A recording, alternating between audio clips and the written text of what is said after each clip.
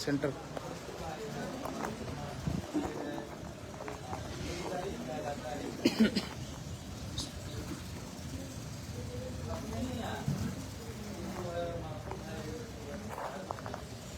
السلام علیکم ورحمۃ اللہ وبرکاتہ.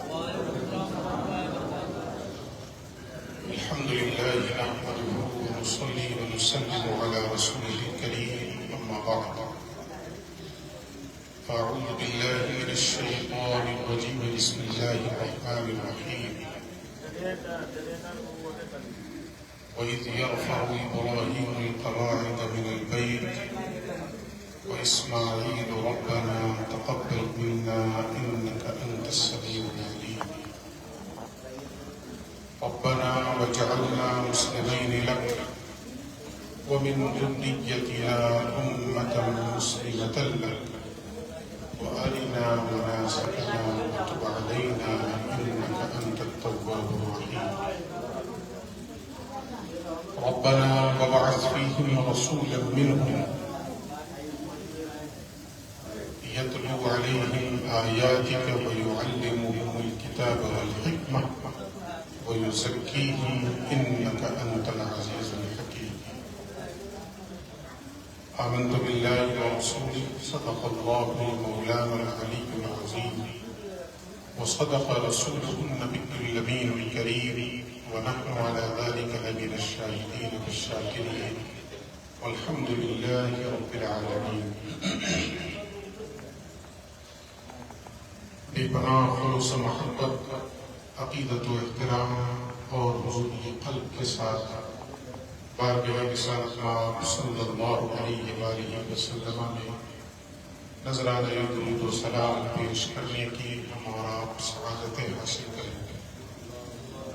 اللهم صل على سيدنا وشفيعنا ومولانا محمد وعلى آل محمد بعدد كل حسنه وجماله وبارك وسلم. سب سے پہلے خاص طور پر حضرت مولانا مقصود عالم سعیدی صاحب کی خدمت میں مبارکباد اور عمومی طور پر اس علاقے کے جملہ علماء کرام اور عوام حضرات کی خدمتوں میں بھی مبارکباد. ان حضرات نے یہ بیڑا اٹھایا کہ اللہ کے گھر کی تعمیر کی جائے اور پھر اللہ رب العزت نے ان کی نیتوں کے مطابق غیب سے اسباب بھی پیدا فرما دیے اور دیکھتے ہی دیکھتے یہ پہلی منزل کی چھت مکمل ہو گئی اور آتے ہوئے جو نظر پڑا مجھے دوسری منزل کے بھی پلرز جو ہے تقریباً اٹھ چکے. اللہ کی توفیق شامل حال نہیں. آپ حضرات نے یوں جذبہ دکھایا ہے. حضرت مولانا مسعود صاحب کی قیادت میں بہت جلد دوسری منزل کی بھی تعمیر ہو جائے گی انشاءاللہ. اور پھر منزل یہی نہیں ہے بلکہ اس مسجد کے پہلو میں اللہ کی توفیق سے بہت جلد ادارے کا بھی قیام ہو جائے گا.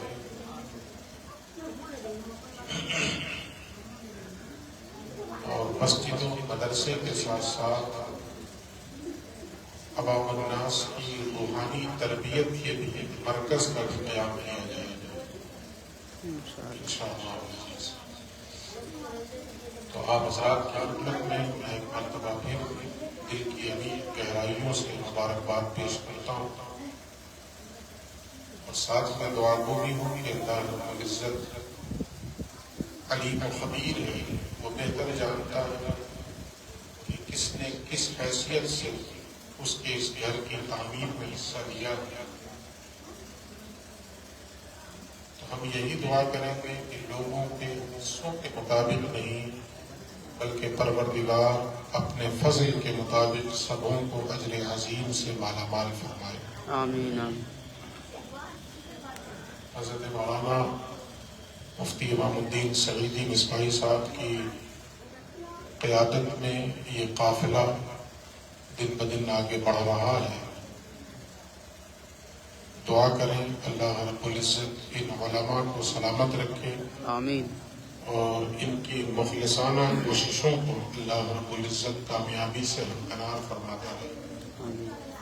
حضرات جو کوششیں کرتے ہیں، میں سمجھتا ہوں کہ سب سے بڑی کوشش تو یہ ہے کہ وہ اپنے علاقے کے بچوں کی دینی تربیت کے لیے فکر مند رہتے ہیں۔ علاقے کے بچے دین کا علم کیسے حاصل کریں، اس کے لیے زیادہ یہ حضرات فکر مند رہتے ہیں، اور موجودہ دور میں یہی سب سے بڑی خدمت ہے کہ مختلف گھروں سے بچے اٹھائے جائیں اور انہیں علم دین سے آراستہ اور پیراستہ کر دیا جائے۔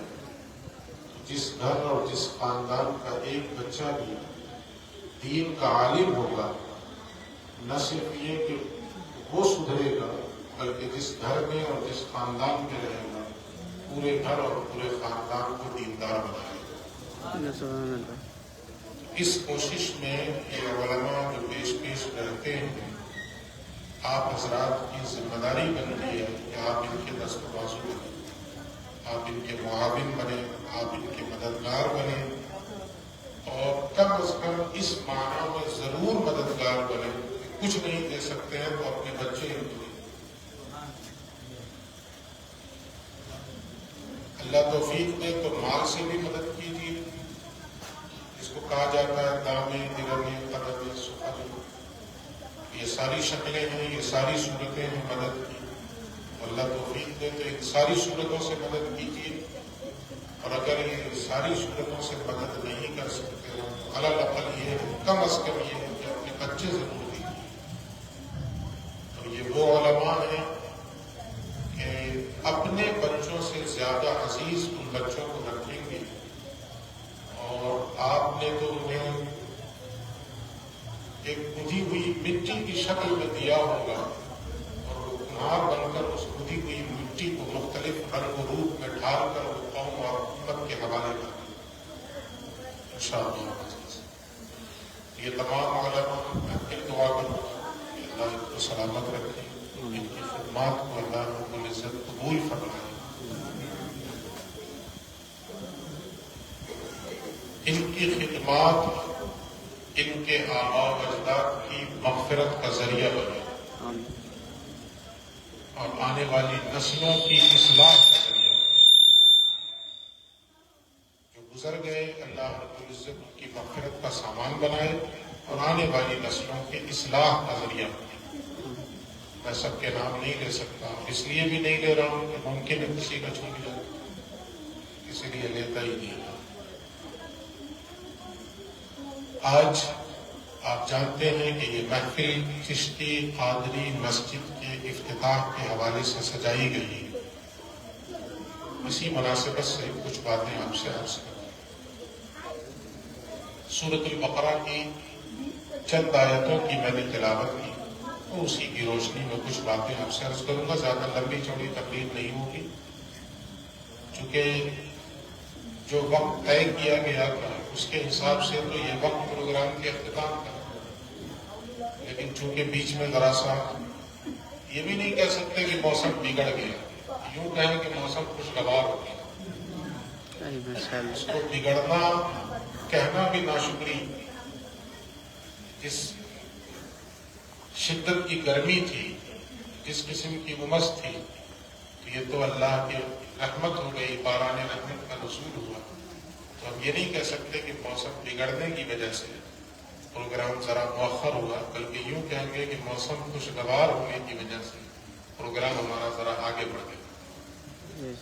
تو تھوڑی دیر آپ حضرات دل جمعی کے ساتھ بیٹھے، چند باتیں میں آپ سے عرض کروں۔ یہ کتنا عظیم کام انجام دیا گیا ہے، مسجد کی تعمیر۔ جو آیات میں نے پڑھی اس کی روشنی میں ہم اس کو سمجھنے کی کوشش کرتے ہیں۔ دیکھیے، اس روئے زمین پر اللہ کی عبادت کے لیے سب سے پہلا گھر جو تعمیر کیا گیا ہے وہ ہے کعبہ مقدسہ۔ سب سے پہلا گھر اس روئے زمین پر جو اللہ کی عبادت کے لیے تعمیر کیا گیا وہ خانہ کعبہ ہے، جس کو قرآن نے خود کہا ان اول بیت وضع للناس للذی ببکۃ مبارک وہدی للعالمین، انسانوں کے لیے اللہ کی عبادت کی خاطر سب سے پہلا گھر جو زمین پر بنایا گیا یہ وہ گھر ہے جو مکے میں، لائف میں اور پھر اس گھر کی عظمت کیا ہے، اس کی شان کیا ہے، تو اللہ کہتا ہے مبارکن، یہ گھر برکت والا وہ ہدی للعالمین، اور سارے عالم کے لیے ہدایت ہے، فیہ آیات بینات، اور اس گھر میں کھلی ہوئی نشانیاں ہیں۔ اس گھر کا فیضان روئے زمین کے کسی بھی خطے میں، روئے زمین کے کسی بھی خطے میں اللہ کا گھر تعمیر کیا جائے تو اس گھر کا فیضان اس گھر کو بھی شامل ہے، اور وہ فیضان کیا ہے؟ مبارکن وہدی، کسی بھی خطے میں آپ اللہ کا گھر تعمیر کیجئے تو وہ گھر برکت والا ہوگا، اور اس گھر سے کم از کم جتنے افراد وابستہ ہوں گے ان افراد کے لیے وہ گھر ہدایت،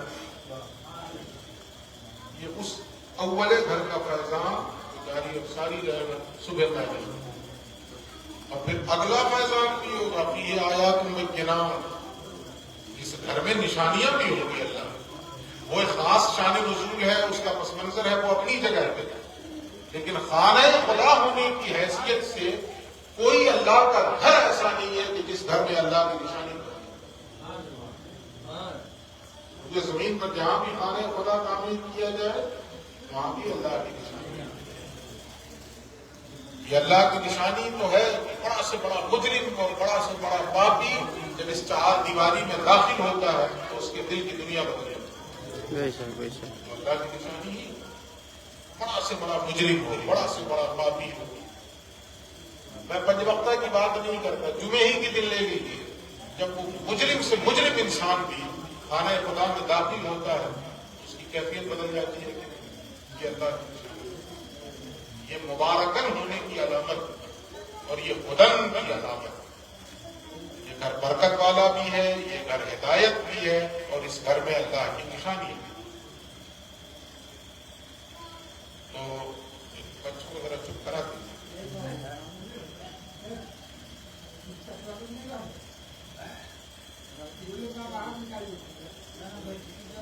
ہاں باہر نہیں نکالیں گے لیکن بیٹھو چپ چاپ بیٹھو۔ تو جو آیات میں نے خطبے کے بعد پڑھی ہیں اس کی روشنی میں اس کام کی عظمت کو سمجھتے ہیں جو کام حضرت مولانا مقصود صاحب کی قیادت میں آپ حضرات نے انجام دیا، سب کا حصہ ہے۔ جو لفظ کہا گیا نا، بلکہ جو ایک جملہ ہے دام دلم قدم سفن، اس میں مختلف شکلیں ہیں نا، حصہ لینے کی، ڈائریکٹ دیجیے یہ بھی ایک شکل ہے،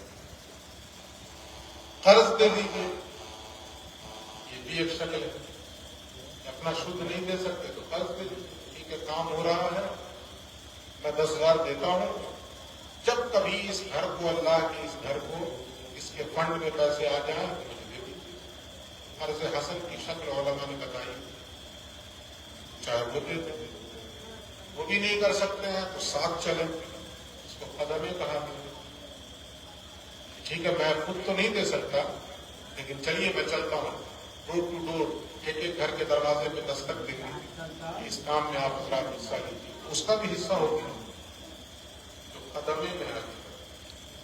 تو یہ بھی نہیں تو سخن ہے، کچھ لوگ ایسے ہوں گے جو ساتھ نہیں چلیں گے لیکن منہ سے بولے، ان کا بھی حصہ ہوگا نا، ساتھ تو نہیں چل رہے ہیں، جیسے میں ہی ہوں منہ سے بول رہا ہوں اس گھر کی تعمیر میں جن لوگوں نے حصہ لیا ہے مبارکباد کے مستحق ہے، مزید کام ہونا ہے اور حصہ نہیں، یہ سخنے میں شامل بولنے میں بات کر اس کی بھی اہمیت، جو بات کہتا ہے جو لوگوں کو جگاتا ہے اس کی بھی اہمیت ہے کہ نہیں، اس کی بھی اپنی جگہ اہمیت۔ تو یہ بہت عظیم کام انجام دیا گیا ہے، قرآن کی روشنی میں سمجھیے جو آیات میں نے پڑھی. تو میں بتا رہا تھا کہ سب سے پہلا گھر اس روئے زمین پر اللہ کی عبادت کے لیے جو تعمیر کیا گیا وہ مکے میں ہے، اور جس کو ہم اور آپ کعبہ کہتے ہیں. بیچ بیچ میں ایسا ہوا کہ زمانے کی آندھیوں میں وہ گھر مسمار ہوا، کبھی سیلاب کی زد میں آیا، ایسا بھی ہوا کہ اس گھر کا نشان بھی مٹا. پھر اللہ رب العزت نے اپنے فضل سے اس کے نشانات ظاہر فرما دیے. میں پیچھے کی تاریخ کو چھوڑتا ہوں، سیدھے آ جائیے حضرت ابراہیم کو جہاں ذکر ہے قرآن. ایک موقع ایسا بھی آیا تھا کہ وہ گھر مسمار ہو گیا تھا، حوادث کی زد میں آ گیا، لیکن اس کی بنیادیں محفوظ تھیں، بنیاد کے نشانات محفوظ تھے. حضرت ابراہیم کو اللہ کی طرف سے جب حکم ہوا تو آپ نے انہی بنیادوں پہ پھر سے اسی خانہ خدا کی تعمیر کا بیڑا اٹھایا. اس کا ذکر قرآن میں سورۃ البقرہ. تو ذکر کس نرالے انداز میں ہے، اللہ رب العزت کس اچھوتے انداز میں ذکر فرماتا ہے، ذرا اس پر غور کیجیے. اللہ کہتا ہے وَإِذْ يَرْفَعُ إِبْرَاهِيمُ الْقَوَاعِدَ مِنَ الْبَيْتِ. اس وقت کو یاد کرو جب ابراہیم کعبۃ اللہ کی بنیادوں پر دیواریں اٹھائیں. پھر سے غور کریے اس پر کہ اللہ کہہ رہا اس وقت کو یاد کرو. یہاں سے مفسرین فرماتے ہیں کہ خانہ خدا کی تعمیر وہ عظیم لمحہ ہے جو تاریخ میں یاد کرنے کے قابل یادگار ہے. جب خانہ خدا کی تعمیر ہو تو اسے یادگار کے طور پر اس دن کو، اس تاریخ کو، ان ایام کو محفوظ کریں. ہم دوسری تاریخوں کو یاد رکھتے ہیں کہ نہیں؟ ہماری شادی کب ہوئی تھی وہ یاد ہے، میرج اینیورسری منائی جا رہی ہے. بچوں کی پیدائش کب ہوئی تو سال ہر سال برتھ ڈے منایا جا رہا ہے. بزرگان دین کے وصال کی تاریخ میں آراس کی محفلیں سجائی جا رہی ہیں. یہ سب یادگار ہے نا. قرآن حکیم نے جس کو یادگار قرار دیا ہے وہ ہے خانہ خدا کی تعمیر. شاید ان تاریخوں کو جو ہم یادگار منا رہے ہیں انہیں یاد کرنے کا نہیں دیا گیا، لیکن جب اللہ کے گھر کی تعمیر ہو رہی ہے تو اللہ کہہ رہا وَإِذْ يَرْفَعُ إِبْرَاهِيمُ الْقَوَاعِدَ مِنَ الْبَيْتِ. یاد کرو اس وقت کو جب ابراہیم کعبۃ اللہ کی دیواریں اٹھائیں. پہلی چیز کیا سمجھ میں آئی؟ یہ عظیم کام جو آپ حضرات نے انجام دیا ہے اللہ کی نظر میں یہ یادگار کام، اور اللہ رب العزت آنے والی نسلوں کو حکم دے گا کہ اس وقت کو یاد کرو جب چشتی جامع مسجد کی تعمیر ہوئی، جب چشتی قادری مسجد کی بنیادیں رکھی گئی تھی، اس وقت کو یاد کرو. پہلی چیز یہ سمجھ میں آئی. دوسری چیز اگلا ٹکڑا کیا ہے؟ وَإِسْمَاعِيلُ،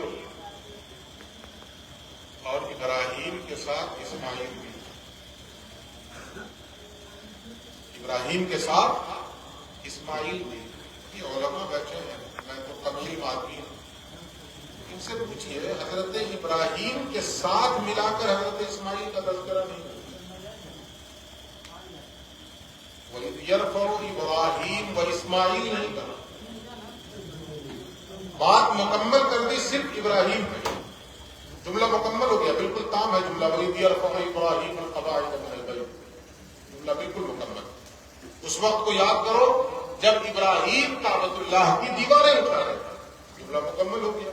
اس کے بعد کہا وہ اسماعیل، ساتھ میں اسماعیل. پتا کیا چلا؟ جب بھی کوئی بڑا کام انجام دیا جائے تو اس کی نسبت پہلے اپنے بڑے کی طرف کرو. بڑوں کے ضمن میں اگر چھوٹوں کی نسبت ہو جائے تو ٹھیک ہے، لیکن بڑوں کے ساتھ مت لگاؤ. پہلی نسبت بڑوں کی طرف کر دو، یہ کام فلاں نے کر دیا، جیسے کہ آج کے لیے کہہ دوں کہ مولانا مقصود صاحب نے کر دیا، اور ساتھ میں آؤ بھی لوگ. یہ قرآن کا انداز بتا رہے ہیں. اللہ رب العزت نے الگ سے حضرت اسماعیل کا تذکرہ کیا، ساتھ نہیں. پہلے حضرت ابراہیم نے جملہ مکمل کر دیا اور الگ سے کہا اسماعیل، ساتھ میں اسماعیل، دونوں نے مل کے کام کیا. لیکن چونکہ ابراہیم باپ ہے تو نسبت پہلے انہیں کی طرف کی ہے نا. اور اس کو صرف مسجد ہی میں نہیں، اپنے سماجی زندگی کے اندر بھی اس چیز کو اپلائی کیجیے.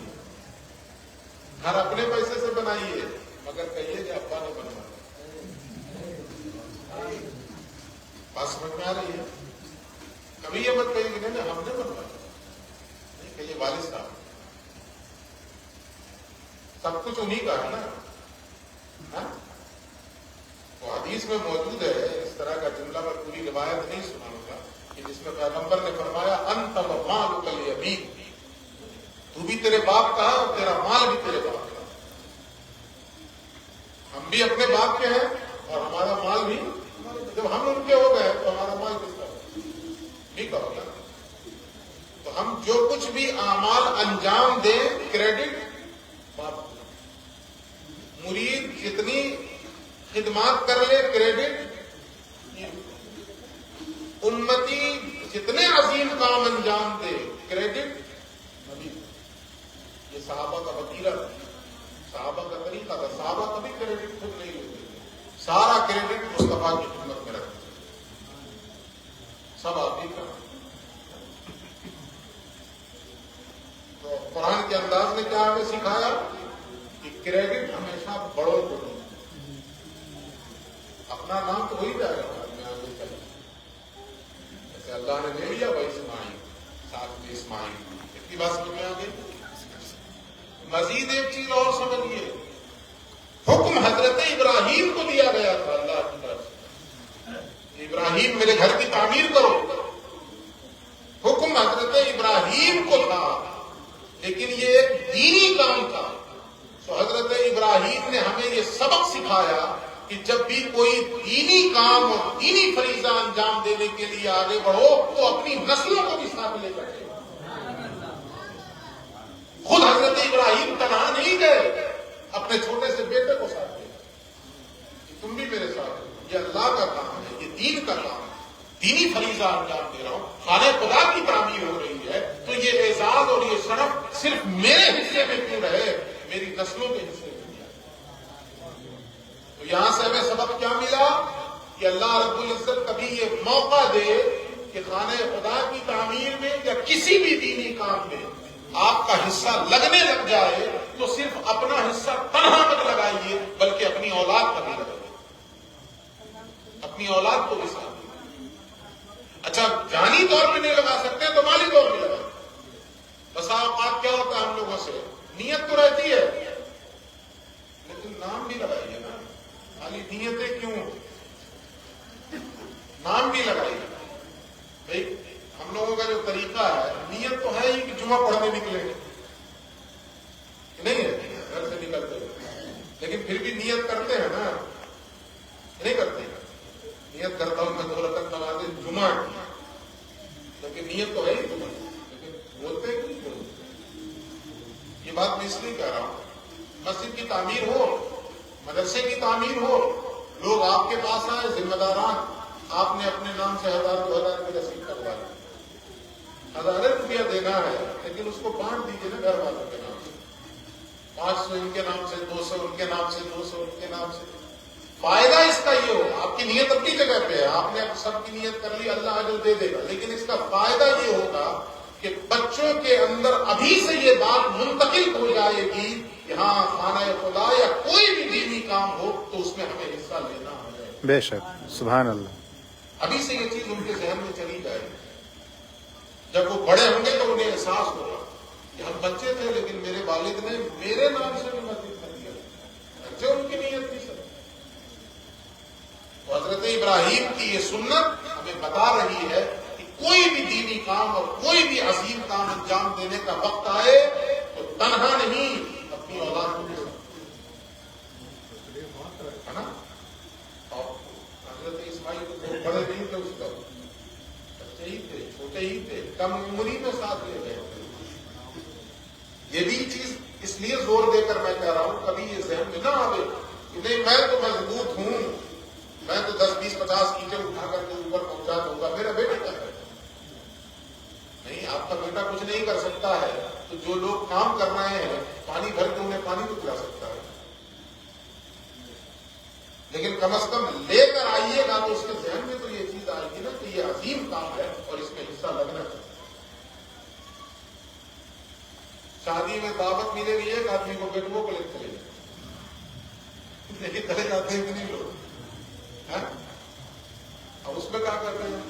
اگر کوئی پوچھ لے دیا کہ نہیں دعوت تو خالی آپ کی، ارے اچھا کھائے گا ہی کیا، وہاں بچہ ہے لے کے پہنچ گیا اور یہ دینی کام ہو رہا ہے تو اکیلے آئے،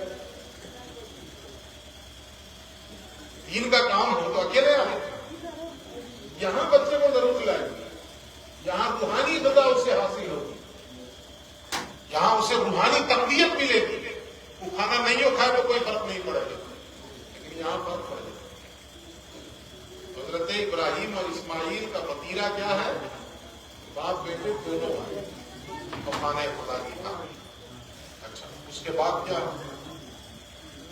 یہ چیز خاص طور پر ہم لوگوں کے لیے، ہم لوگوں کو صرف یہی حدیث یاد رہتی من بنا للہ مسجدا بنى اللہ له بیتا فی الجنہ، جس نے اللہ کے لیے دنیا میں ایک مسجد بنائی، اللہ رب العزت کل قیامت کے دن جنت میں اس کے لیے ایک گھر بنائے۔ یہ کیا حدیث؟ بالکل اپنی جگہ 100% درست، بلکہ 500% کہا ہے، ایمان ہے اس پر ہمارا۔ لیکن ذرا اسی آیت میں اگلے ٹکڑے پہ غور کریں، حضرت ابراہیم سے بھی زیادہ کوئی مخلص ہوگا؟ ہو سکتا ہے کوئی حضرت ابراہیم سے زیادہ خلوص ہو جائے ہمارے سینوں میں؟ اس قدر مخلص انسان، یہ کہہ لیا جائے کہ اخلاص کا پیکرے محسوس ہو جائے، اس کے باوجود خانہ خدا کی تعمیر کرنے کے بعد وہ کیا کہتے ہیں؟ ربنا تقبل منا انک انت السمیع العلیم، اے پروردگار ہم نے تو اپنی کوشش کر دی ہے، اس کوشش کو قبول بھی فرما لے۔ اے ہے واہ، نعرہ تکبیر، نعرہ رسالت، نعرہ رسالت، چشتی قادری مسجد، نعرہ تکبیر۔ اس لیے کہ سارا اصل ڈیپینڈ ہے قبولیت پر۔ کوئی بھی عمل اگر ہم کر رہے ہیں، اگر قبول نہ ہو اللہ کی بارگاہ میں تو کیا ملے؟ چھوٹا سے چھوٹا عمل ہو یا بڑا سے بڑا عمل ہو، ڈیپینڈ کرتا ہے کہ اللہ کے حضور وہ قبول ہو جائے، اس کی طرف سے شرف قبولیت کا فرمانا حاصل ہو جائے، پھر حضرت کا کیا پوچھنا۔ تو حضرت ابراہیم کی سنت ہمیں یہ ذہن دے رہی ہے کہ جب بھی کوئی دینی کام کرو تو اللہ کے حضور رو رو کر گڑا کر یہ دعائیں کیا کرو، ربنا تقبل منا انک انت السمیع العلیم، اے پروردگار ہم نے تو اپنی کوشش کر دی، ہم سے جتنا بن سکتا تھا ہم نے وہ کر دیا، اے مولا ہماری اس کوشش کو قبول فرما، ربنا تقبل منا، اسے ہماری جانب سے قبول فرما لے، انک انت السمیع العلیم، یقیناً کوئی سننے والا ہے اور کوئی جاننے والا ہے۔ اب اس کے بعد صرف دعائیں ہی دعائیں نہیں، مفسرین فرماتے ہیں یہ اتنی دعاؤں کا ذکر کیوں ہے؟ خانہ خدا کی تعمیر کا ذکر ہے پہلے، پھر دعا، اس کے بعد سلسلہ چل پڑا دعاؤں۔ مفسرین فرماتے ہیں کہ خانہ خدا کی تعمیر یہ وہ عظیم لمحہ ہے جو دعا کی قبولیت کا لمحہ ہے۔ آپ نے اس وقت مسجد کی افتتاح میں شرکت کی سعادت حاصل کی، یہ دعا کی قبولیت کا لمحہ ہے۔ اس وقت جو دعائیں کی جائیں اللہ رب العزت قبول کرتا ہے۔ اس گھر کے صدقے میں دعا کی، پروردگار ہم نے اپنی طرف سے یہ تیرا گھر تعمیر کر دیا، اب دعا شروع کر۔ دعا کی قبولیت کا وقت ہے، لیکن دعا مانگنی کیا ہے؟ دعا تو ہم لوگ کرتے کرتے ہیں، اس سے انکار کرنا۔ ہم لوگ کا دعا کرتے ہیں یا اللہ ہم نے تیرا گھر بنا دیا، ہمارا گھر کب بنے؟ ہم لوگ اس قسم کی دعائیں کرتے ہیں، ہم نے تو تیرا گھر بنا دیا، ہم ابھی بھی چھپر میں، کے مکان میں ہیں، ہم یہ دعائیں کریں. زندگی تو گزر ہی جائے گی نا. راجا کی بھی گزرتی ہے اور رعایا کی بھی گزرتی ہے، انہیں گزرتی ہے. اور جو فطری عمر اللہ رب العزت نے جس کے مقدر میں رکھی ہے وہ عمر گزار کے ہی گزرے گی. ایسا بھی نہیں کہ راجا 150 سال دیے گا اور رعایا جو ہے 25 سال. اس کی جو عمر اللہ رب العزت نے دی ہے گزرے گی. عمر تو گزر ہی جائے گی، زندگی تو کٹ ہی جائے گی. یہ زندگی ہے کتنے دن کی؟ 2 4 10 20 50 60 70 دی ہے. اس کے بعد کہا رسول اللہ کی عمر مبارک 63 سال ہے نا. آپ کی ظاہری عمر مبارک 63 سال. دنیا نے تسلیم کر لیا ہے اس چیز کو. اب اس وقت دنیا میں جتنے بھی لوگ ہیں وہ مانے یا نہ مانے ہیں تو حضور کی امت ہے. مانے یا نہ مانے ہیں تو رسول اللہ کی امت. اس لیے کہ اب کوئی نبی آئے گا نہیں، آپ آخری نبی بن کر کچھ دنیا میں تشریف لے آئے، تو اب جتنے لوگ آئیں گے صبح قیامت تک سب حضور کی. ہاں بس فرق یہ ہوگا کہ کچھ امتیں دعوت ہوں گے، کچھ امتیں اجابت ہوں گے. یہ تقسیم تو ہوگی لیکن ہوں گے رسول اللہ کی امت. اب ظاہر ہے کہ جب نبی کی عمر مبارک 63 سال، امتی کی بھی اسی کے آس پاس رہے گی نا. اب کسی کو سنے 250 سال کا ہے، کسی کے بارے میں سنے کہ حضرت نوح علیہ السلام کی طرح 900 سال ہو گیا؟ کسی کے بارے میں سنے نہیں. اب تو جو لوگ نہیں مانتے ہیں انہوں نے بھی مان لیا ہے. 60 سال میں ریٹائر کر رہے ہیں، 60 سال میں ریٹائر کر دیتے ہیں.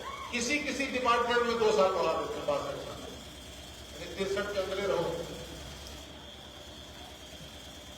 یہ مان لیا گیا ہے، یہ تسلیم کر لیا گیا ہے. 60 62 ہم لوگ بھی سرکاری ملازم ہیں، کوشش میں لگے ہوئے یہ سال آپ پڑھیں.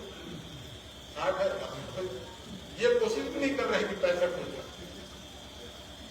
62 کی کوشش ہے. بتانے کا مقصد یہ کہ اتنی زندگی ہے عام طور سے کسی کو شاید و نادر اللہ رب العزت زیادہ دے دے. 70 80 90 100 تو شاید شتک مارنا اس زمانے میں بہت مشکل. ہمارے علاقے میں تو سب سے زیادہ عمر تھی جن کی، انہوں نے بھی سینچری نہیں لگائی، وہ بھی مثال کر رہے.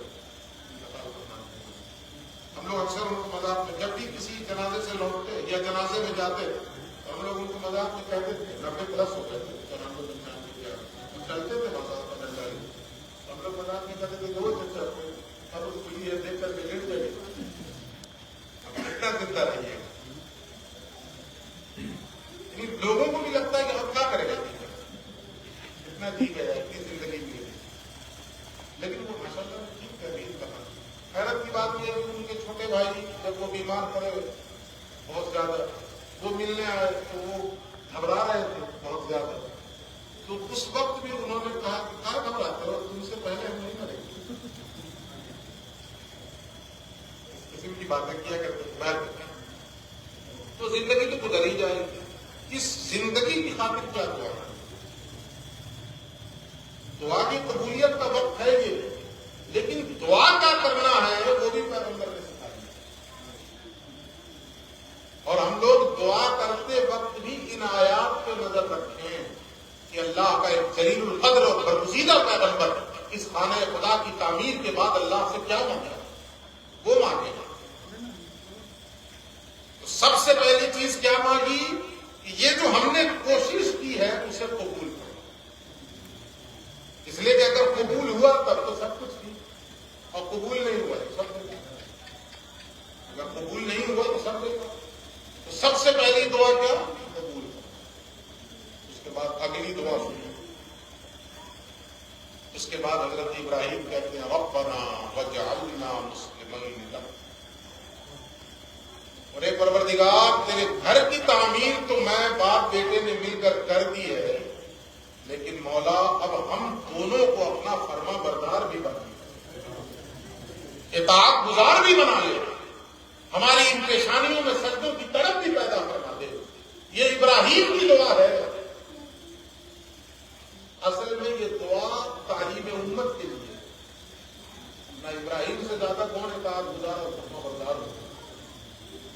زیادہ پانے کا گزارا کرنا. اصل میں یہ دعا تعلیم امت کے لیے، ہم اور آپ کے لیے، کہ ہم خانہ خدا کی تعمیر تو کر رہے ہیں، لیکن یہ دعا کیوں نہیں مانگتے ہیں کہ پروردگار ہم نے اپنا مال لگا کر تیرے گھر کی تعمیر تو کر دی، اب ہماری پیشانی میں سجدوں کی طرف. میں جو آج بھی جمعہ آ رہا ہوں، میرے پروردگار مجھے وہ ذوق عطا فرما، مجھے وہ شوق عطا فرما کہ مجھے سکون ہی ملے تیرے گھر کے. ایسا کہ ایک روایت اس طرح کی ہے، اگرچہ اس پر کلام ہے کہ وہ موضوع ہے ضعیف ہے، لیکن بہرحال یہ کہ نصیحت کے لیے ہے تو میں عرض کر دوں، المؤمن فی المسجد کالسمک فی الماء. مومن مسجد میں ایسے ہی ہے جیسے مچھلی پانی میں. کیا مطلب اس کا؟ مطلب یہ ہے کہ مچھلی کی زندگی کہاں؟ پانی میں. پانی میں. مچھلی کو پانی سے نکال دیجیے تو کسی تلوار چلانے کی ضرورت ہے اس کو مارنے کے لیے؟ تو بہت مر جائے گی. مر جائے گی کہ نہیں مر جائے گی؟ چند منٹ زندہ رہے گی، چند گھنٹے زندہ رہے گی، اس کے بعد تو آٹومیٹک مر جائے گی. صرف اسے پانی سے نکال دیا جائے اس کی زندگی ختم ہو جائے. اس کے لیے فنا ہے اور پانی ہی اس کے لیے بقا. پانی میں ہے سلامت. بس اب تو اس طرح کی ویڈیوز بھی آئی ہیں، دیکھنے میں حیرت ہوتی ہے کہ بظاہر دیکھا گیا تو ایک مچھلی بالکل خشک ہو چکی ہے، سوکھ چکی ہے، جس کو اپنی زبان میں کہوں تو سوکھ کے پٹا گئی، اور اسے بھی پانی میں ڈال دیا گیا تو تھوڑی دیر بعد پھڑا گیا. مطلب زندگی پلٹ آ. کاش اس سے عبرت حاصل کرتے. پہلے تو یہاں عبرت حاصل کرتے کہ اگر ہم اپنی سلامتی چاہتے ہیں، بقا چاہتے ہیں، زندگی چاہتے ہیں، تو اپنے آپ کو مسجد کے اندر ڈالیں، اپنے آپ کو مسجد سے جوڑیں. ہم جس قدر مسجد میں رہیں گے اسی قدر ہمارے لیے سلام، اسی قدر ہمارے لیے بقا ہے. اور جس قدر ہم نے اپنے آپ کو مسجد سے دور کیا اسی قدر ہمارے لیے فنا.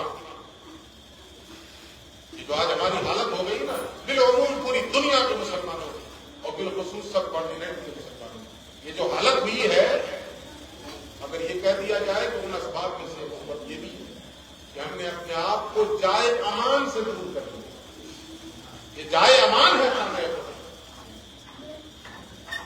تو اقبال کا شعر مجھے یاد آ گیا، شاید پھر ہو جائے کہ نہ کہیں جہاں میں امان ملی، جو امان ملی تو کہاں ملی، میرے جرم خانہ خراب کو تیرے حق کے بندہ نواز. سبحان اللہ، سبحان اللہ. تو جائے امان سے ہم لوگوں نے اپنے آپ کو الگ کیا. نتیجے کے طور پر یہ دن دیکھنے کو مل رہا ہے کہ ہر شخص ہمیں ٹھوکروں میں رکھا، ہر شخص ہمیں ترچھی نگاہوں سے دیکھا. تو مسجد کی تعمیر کے بعد جو پہلی دعا ہے وہ قبولیت کی ہے، اور جو اگلا ٹکڑا ہے وہ کیا ہے؟ پروردگار اب اطاعت کی توفیق عطا فرما. ربنا وجعلنا مسلمین لک. یعنی جن لوگوں نے تعمیر کیا تھا ابراہیم اور اسماعیل، مسلمین، پروردگار ہم دونوں کو اپنا فرما بردار بھی بنا، اطاعت گزار بھی بنا. وہ فرما برداری کہاں کریں گے؟ اسی خانہ خدا. وہ اطاعت گزاری کہاں ہوگی؟ اسی خانہ خدا.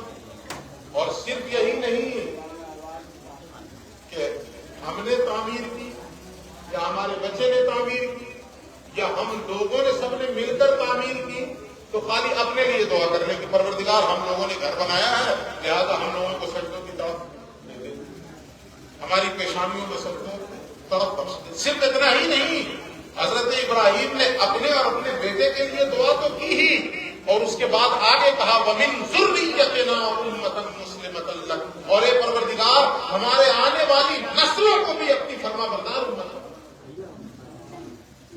جو آنے والی نسلیں ہوں. ہم نے یہ گھر کی تعمیر کر دی ہے، چشتی قادری مسجد کی ہم نے تعمیر کی، تو اپنے لیے تو دعا کیجیے ہی کہ پروردگار جب تک زندگی رہے اس مسجد میں سر جھکانے کی توفیق دینا، اور پھر ہماری پشت سے جو آنے والی نسلیں پیدا ہوں گی انہیں بھی یہ توفیق بخشنا کہ وہ بھی یہاں آ کر اپنی پیشانی. اللہ یا رسول اللہ زندہ آباد. اللہ اکبر. اور اس کے بعد سننے اگلا ٹکڑا کیا ہے؟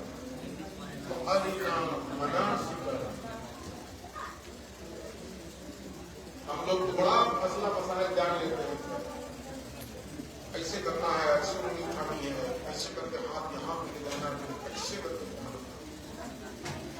بقایا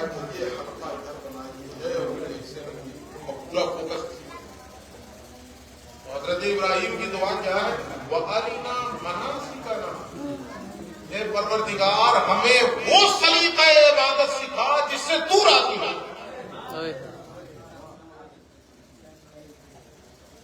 ہم لوگ وہ سلیقہ عبادت سیکھنے پہ زیادہ زور لگا رہے ہیں جس سے مفتی صاحب مطمئن ہو، ایک دم ٹھیک ٹھیک نماز پڑھی۔ ہمارا سارا فوکس اس پر ہے، سارا زور اس پر ہے کہ مفتی صاحب یہ نہ کہتے کہ نماز نہیں۔ حضرت ابراہیم کی دعا کیا؟ وہ پروردگار سے کہہ رہے ہیں وَأَرِنَا مَنَاسِكَنَا، اور ایک پروردگار ہمیں اپنے گھر میں عبادت کا سلیقہ بھی سکھا۔ ہم کیسے سجدہ کریں کہ تو راضی ہو جائے؟ ایسی سلیقے والی عبادت کا ایک سجدہ بھی ہمیں میسر ہو گیا تو میرا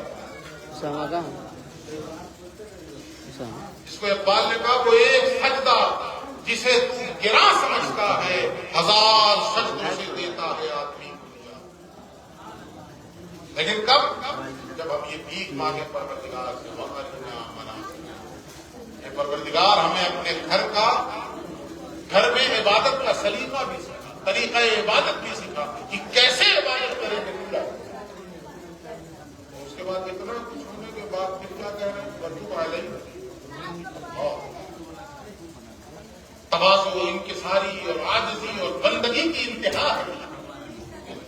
اتنا سب کچھ کرنے کے بعد بھی کہہ رہے ہیں وَتُوبْ عَلَيْنَا، اے پروردگار ہماری ان کوششوں میں کہیں کچھ کمی رہ گئی ہو تو پروردگار ہم پہلے نہیں کرتے۔ اللہ اللہ، اِنَّكَ أَنْتَ التَّوَّابُ الرَّحِيمُ، میرے مولا یقیناً تو ہی توبہ قبول فرمانے والا ہے اور تو ہی رحم فرمانے والا۔ یعنی ہمیں سبق کیا ملا؟ بڑا سے بڑا دینی کام انجام دیجیے، ممکن ہے کوئی چوک ہو گئی، ممکن ہے کوئی خطا ہو گئی، ممکن ہے دل کے اندر ریا آ گیا، ممکن ہے دل کے اندر دکھاوے کا جذبہ آ گیا۔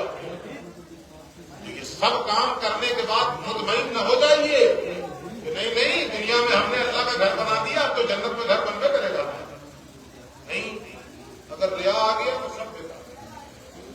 تو اس لیے حضرت ابراہیم تعلیم امت کی خاطر یہ سکھا رہے ہیں کہ دینی کام کرنے کے بعد بھی وَتُوبْ عَلَيْنَا، یار ہم تیرے حضور توبہ بھی کرتے ہیں۔ کہیں سے کوئی چوک ہو گئی ہو، کہیں سے کوئی لغزش ہو گئی ہو، ایسا بھی ممکن ہے مجھے پتا ہی نہ ہو، ممکن ہے کہ نہیں؟ ایسا بھی ممکن ہے کہ پتہ ہی نہ ہو،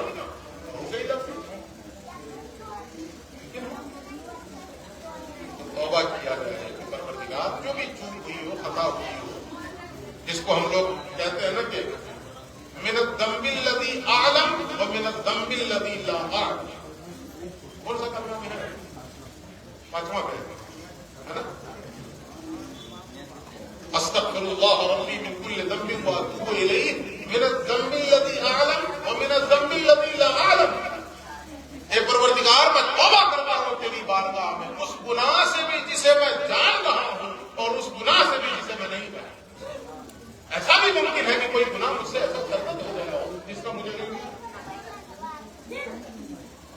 لیکن اللہ تو جانتا ہے نا، اِنَّكَ أَنْتَ عَلَّامُ الْغُیُوبِ،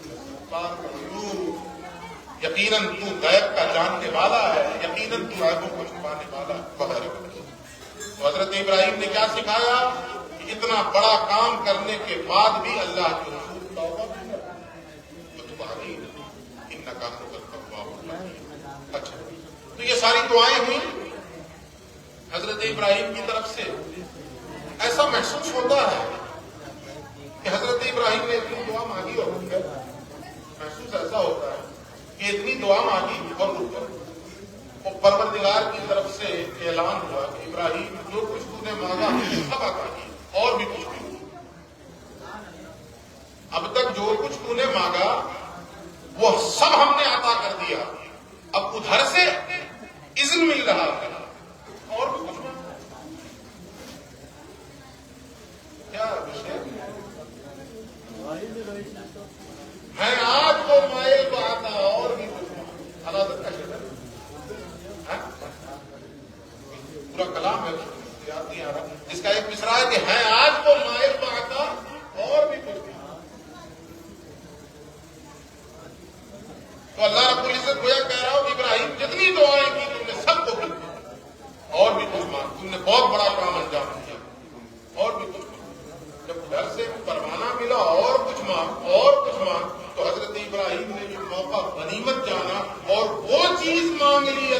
سے جو اللہ کے پاس بھی ایک ہی ہے۔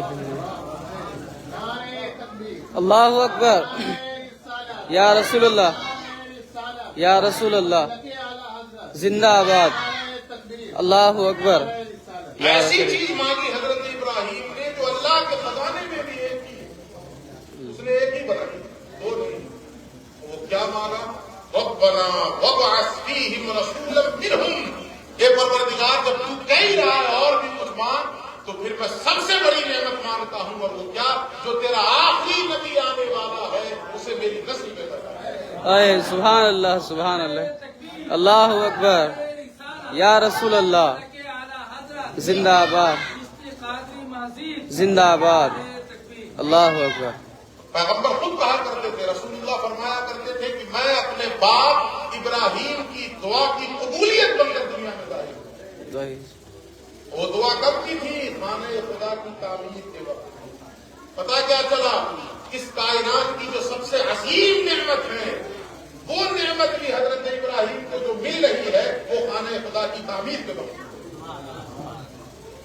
وقال ربنا وابعث فیہم رسولا منہم، میری نسل میں بھی فرما بردار پیدا کرنا، امت مسلمہ پیدا کرنا، اور اسی نسل میں اپنے آخری نبی کو بھی پیدا کرنا، یعنی مجھے اس نبی کا باپ بنانا، دادا بنانا۔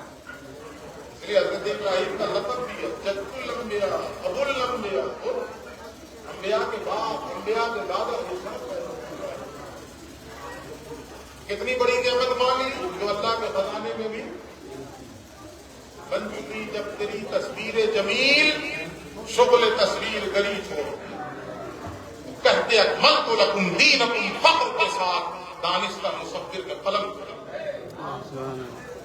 ایک ہی ہے خزانہ، دوسرا نہیں ہے۔ ختم صنم تم پر اعجاز مسیح آئی، خوبی و شمائل میں حقا کے تو یکتا ہے، خوبی و شمائل میں حقا کے تو یکتا ہے، یکتا روزگار ہے صلی اللہ علیہ وسلم، اور انہیں مانا گیا ہے کب؟ خانہ خدا کی تعمیر کے وقت۔ پتا کیا چلا؟ خانہ خدا کی تعمیر یہ وہ عظیم لمحہ ہے کہ اس وقت اللہ سے بڑی نعمت مانگو تو رد نہیں۔ اللہ رب العزت اپنے خزانے سے بڑی نعمت مانگو۔ حضرت ابراہیم نے سب سے بڑی نعمت مانگی کب؟ خدا کی تعمیر۔ آپ حضرات نے تعمیر کیا، ابھی اور بھی کام باقی ہے، ایک روایت اور سنیے، پیغمبر فرماتے ہیں کبھی ایسا ہوتا ہے کہ ایک درہم خرچ کرنے کا ثواب 1,00,000 درہم خرچ کرنے پر پڑ جاتا ہے۔ یعنی ایک شخص نے 1 درہم خرچ کیا اور ایک شخص نے اس کے مقابل 1,00,000 درہم خرچ کیا، تو پیغمبر فرماتے ہیں کبھی ایسا ہوتا ہے کہ ثواب میں کون بڑھ جاتا ہے؟ جس نے 1 درہم۔ آپ کو حیرت ہوگی نا، ایسا کیسے ہو جائے گا؟ 1 درہم والا 1,00,000 خرچ کرنے والے کے ثواب میں بازی کیسے لے جائے، سبقت کیسے لے جائے، آنے کیسے بڑھ جائے؟ حیرت ہوگی کہ نہیں ہوگی؟ صحابہ کو بھی ہوئی۔ جب رسول اللہ نے یہ فرمایا تو صحابہ نے کہا رسول اللہ وہ کیسے؟ اب جواب سنیے حضور کا۔ پیغمبر فرماتے ہیں کسی کے پاس 2 درہم ہے اور اس نے 1 خرچ کر دیا، اور کسی نے اپنے مال کے ایک کونے سے 1,00,000 اٹھا کے دیا، کسی نے اپنے مال کے ایک کونے سے، یہ کہنے کا انداز ہے رسول اللہ کا، اس کو میں اور آسانی سے سمجھاؤں گا۔ آپ کے پاس 2 روپیہ ہے، ایک آدمی ایسا جس کے پاس 2 ہی روپیہ ہے اور اس نے خانہ خدا کی تعمیر میں 1 روپیہ ہے، اور ایک آدمی کے پاس 10 لاکھ ہے تو اس نے 1,000 دیا، تو زیادہ کس نے دی؟ 1 روپے والے نے۔ سمجھ گیا نا؟ زیادہ کس کا ہے؟ 1 روپے، کیونکہ اللہ کا حکم کیا ہے؟ وَمِمَّا رَزَقْنَاهُمْ يُنْفِقُونَ، جو کچھ ہم نے دیا ہے اس میں سے خرچ کرتے ہیں، جو کچھ ہم نے دیا ہے اس میں سے ہماری راہ میں خرچ کرتے ہیں۔ تو کسی کو اللہ نے 2 دیا تھا، اس میں سے اس نے 1 خرچ کیا، کتنا % خرچ کیا؟ 50%۔ اور کسی کو 10 لاکھ تھا، اس میں سے 1,000 خرچ کیا، تو کتنا % چھوڑنا پڑے گا؟ چھوڑنا پڑے گا کہ نہیں چھوڑنا پڑے گا؟ کتنا ہوا بھائی؟ 2 ہوا کہ نہیں ہوا؟ 3 ہوا کہ نہیں ہوا؟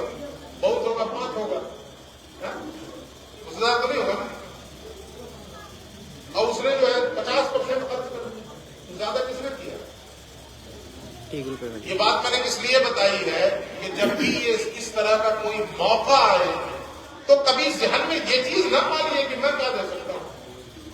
جہاں لوگ 25-50 ہزار دے رہے ہیں اس میں میرے 10 روپئے کی حیثیت کیا ہے. کبھی ذہن میں یہ چیز نہ لائیے. اگر اس طرح کی چیزیں آ رہی ہیں تو یہ بھی شیطانی وسوسہ ہے. وہ آپ کو اس نیکی سے محروم کرنا چاہتے ہیں. وہ وسوسہ ہے. پڑھیے الذی یوسوس فی صدور الناس من الجنۃ والناس. نکال کے بتائیے اس وسوسے کو اپنے سینے سے. یہ شیطانی وسوسہ ہے. اللہ رب العزت کے یہاں پہلی چیز تو یہ ہے کہ اللہ رب العزت کے یہاں کوانٹٹی نہیں کوالٹی دیکھی جاتی ہے. دل کی حالت دیکھی جاتی ہے کہ خرچ کرنے والے کی دل کی کیفیت کیا ہے. پہلی چیز تو یہ. اور دوسری چیز یہ ہے کہ جس کے پاس 20 روپیہ ہے وہ اگر 10 روپیہ دے رہا ہے تو وہ 50% دے رہا ہے. تو یہ دونوں چیزیں پیش نظر رہنی چاہیے کہ نہیں. پہلی چیز کیا؟ ابھی قربانی کا موسم آ رہا ہے نا. اللہ کیا فرماتا ہے؟ لن ینال اللہ لحومها ولا دماؤها ولکن ینالہ التقوی. جو تم قربانی کر رہے ہو اللہ کو نہ تو اس کا خون پہنچتا ہے نہ تو اس کا گوشت پہنچتا ہے. ایون علماء سے پوچھئے لن لگا کے اللہ نے کہا ہرگز ہرگز نہیں پہنچتا ہے. یعنی کہیں کونے میں آ جائے کہ نہیں پہنچ جائے گا. ہرگز ہرگز نہیں پہنچے گا. لن ینال اللہ. یہ علماء سے پوچھ لیتے کہ لن لگ گیا تو اس کا معنی کیا ہے. جو قربانی تم کر رہے ہو ہرگز ہرگز اللہ کو نہ اس کا خون پہنچے گا نہ اس کا گوشت پہنچے گا. ولکن ینالہ التقوی منکم. ہاں جو چیز پہنچنے والی ہے کہاں تک وہ تو تمہارا تقویٰ ہے. وہ تو تمہاری پرہیزگاری ہے. آسان لفظوں میں کہہ دوں تو وہ تمہارے دلوں کی نیتیں جو اللہ تک پہنچے گی. وہ نیتیں پہنچے گی. کس نے کس نیت سے کیا ہے. ایک شخص یہ ہے کہ تڑپ کر کے کہ نہیں میرے پاس کچھ بھی نہیں ہے پھر بھی میں کہیں سے ایک ٹکڑا بیچوں گا کوئی چیز گروی رکھوں گا کوئی چیز یہاں سے ادھار لے لوں گا اور راہ خدا میں قربان کروں گا. اور ایک وہ ہے جس نے کہا اس بار میرا بکرا سب سے ٹاپ پہ جانا چاہیے. پورے محلے میں کسی کا بکرا ایسا اونچا نہیں ہونا چاہیے. تو اس کی نیت کے مطابق اس کو کچھ نہیں ملے گا. اور وہ شخص جس نے تھوڑا سا اللہ کی راہ میں قربان کیا وہ باقی مار دیا. اور مشہور واقعہ ہے حضرت ابو بکر اور حضرت عمر کا. سنا ہوگا آپ لوگوں نے. جب اللہ کے رسول نے آواز دی کہ مجھے واقعہ سنانا مقصد نہیں اس سے اشارہ کرنا. اللہ کے رسول نے آواز دی کہ صحابہ تمہارے مال کی ضرورت ہے لاؤ اسلام کی خاطر دین کی خاطر اپنا مال نکالو.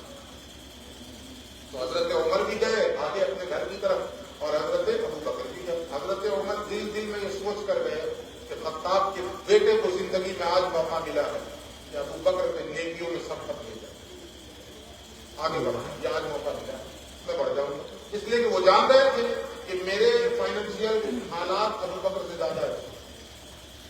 ابو بکر کے اتنے اچھے نہیں. تو حضرت عمر نے یہ سوچا کہ آج تک کبھی ایسا نہ ہوا کہ میں نیکیوں میں ابو بکر سے آگے بڑھا. آج موقع ملا آگے بڑھ جاؤں. گئے واقعہ آپ جانتے ہی ہیں کہ جتنا تھا گھر کے اندر جو کچھ تھا اسے اکٹھا کیا اور اسے 2 حصوں میں بانٹا.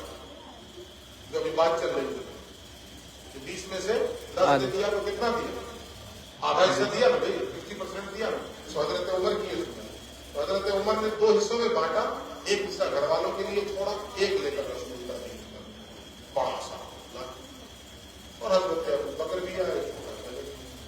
حضرت عمر کی نظر پڑی تو اور ایک دم کنفرم ہو کر کے آج ہو گیا کام ہے آج بازی مار لے گیا. لیکن رسول اللہ نے اس موقع پر جو سوال کیا ہے نا اس سوال ہی سے حضرت عمر سمجھ لے کہ آج بھی کام نہیں. کیونکہ سوال ایسے موقع پر کیا ہو. مولانا مقصود صاحب مسجد کی تعمیر کروا رہے ہیں کہ اوپر والی منزل باقی ہے. کوئی شخص لفافے میں لا کر دے. مولانا مقصود صاحب یہ نہیں پوچھیں گے کتنا ہے یہ تھوڑے پوچھیں گے کہ آپ کے بینک میں کتنا ہے. یہ نہیں پوچھیں گے الماری میں کتنا رکھا ہے. اگر پوچھ دیں الماری میں کتنا رکھ کیا ہے تو وہ لفافہ لے کے بھاگ جائے گا. ہماری الماری سے کیا مطلب ہے. ہم جو لے کر آئے اس کو قبول کی یہی ہوگا نا. ایسے موقع پر اگر کوئی لا کے دے تو سوال کیا ہوگا. آپ جو لا ہیں وہ کتنا یہ نا سوال ہوگا.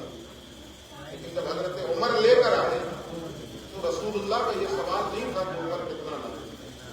رسول اللہ کا سوال تھا ماں آپ کئی تلے لے کر جاؤ ہوا کتنا لائے ہو یہ مت بتاؤ.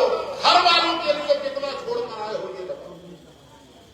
آپ کئی کلے والے لے آؤ، گھر والوں کے لیے کیا چھوڑا ہے تم نے وہ بتاؤ۔ حضرت عمر یہی سمجھ گئے کہ آپ کی بات خطاب کے بیٹے کی یہ مجال نہیں تو وہ ابو بکر سے نیکیوں میں سب تک لے جائیں آگے بڑھیں۔ حضرت عمر نے کہا مرجھا کر کے یا رسول اللہ گھر میں جو کچھ تھا اسے میں نے 2 حصوں میں تقسیم کیا، ایک حصہ گھر والوں کے لیے چھوڑا، ایک حصہ آپ کے لیے رکھا۔ یہ جو نذرانہ آیا نا یہ مسجد کے لیے رہے گا، آپ لوگ جو بھی دیجیے گا مجھے وہ مسجد کے لیے رہے گا، سبحان اللہ سبحان اللہ۔ مسجد میں